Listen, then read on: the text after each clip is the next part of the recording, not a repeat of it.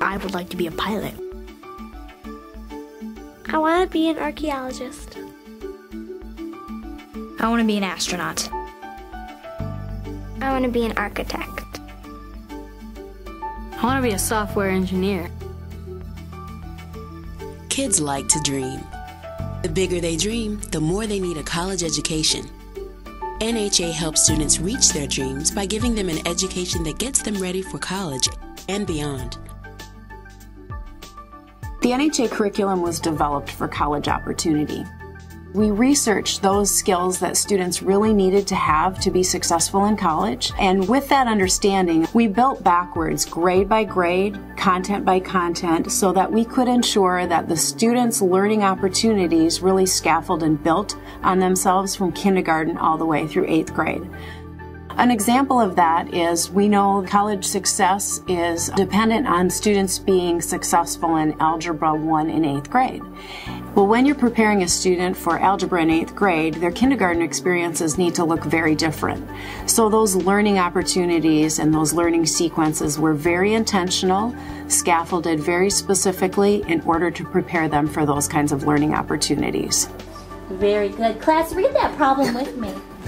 4 plus 2 equals 6. So the way the curriculum is organized is very specific measurement topics and very specific learning objectives, so students, parents, and teachers know exactly where students are in specific areas and where those areas are that they need to grow and develop.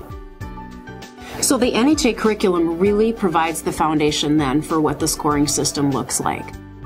The NHA scoring scale starts by measuring what each student understands at the beginning of the semester in key areas.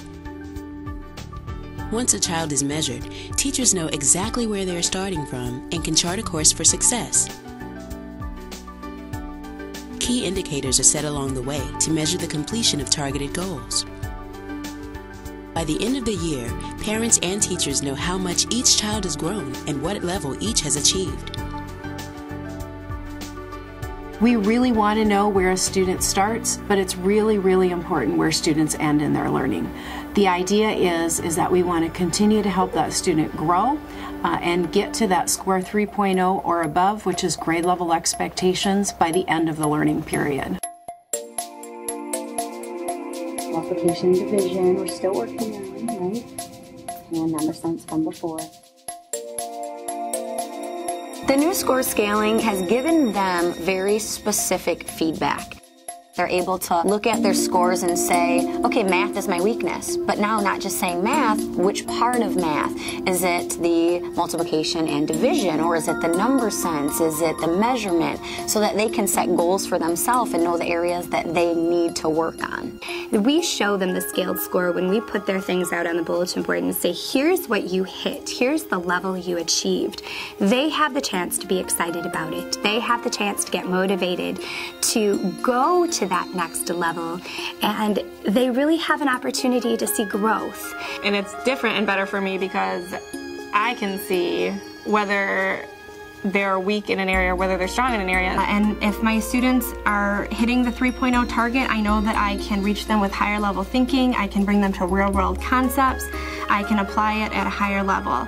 If my students scored less than a 3.0, I know where I need to start teaching. I know where their weaknesses are, where their strengths are, and where I can take them individually. And if I have a couple outliers who score 4.0 right off the bat, I know that I can set them off and do some kind of independent study project and take them to the next level. All around fairness is increased just in the fact that as a team, we give us the same assessment. If we're all grading it the same, then a student over in my partner's classroom isn't going to receive a higher score than the child in my classroom because they are built on those levels. Student attainment is scored on a scale of 1 to 4. 1 means they can perform basic skills only with assistance. 2 means they understand basic skills and processes. 3 is the grade level expectation. It means they have mastered the subject matter. 4 is above and beyond. It means a child has exceptional understanding of a topic. You got your lunches? Yeah. Okay, give me kisses. Love you, honey. Kisses, love you. Have a great day. And I have two girls, ages 8 and 10, and what they like about it is, they've explained that they don't have a right or wrong answer. Nothing's wrong. It's just how much of the curriculum do you understand? How much of the lesson do you understand? Kids are being challenged at their particular pace. They're not just all grouped together and some are being, pushed along. They all are operating at their particular level. There is always a connotation with a letter grade if you get a D or an F that it gives you a sense of failure. Where they're at on the scoring system, they know that, hey, if I work harder next time, I can bring that 1 or 2 up to grade level or 3. I just have to study a little bit harder.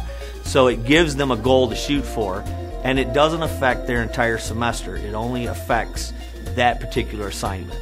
Well, when I see that my child has a 3, then I can encourage them to try harder and do their best and to continue doing well. And when I see they have a 2 or a 1.5, which is below the grade level, then that's something we can work on at home together. When those teachers tell them, give more detail, explain more, give a longer conclusion, it makes them think, how can I make this paper better? How can I make it a 3.5 or a 4-point paper?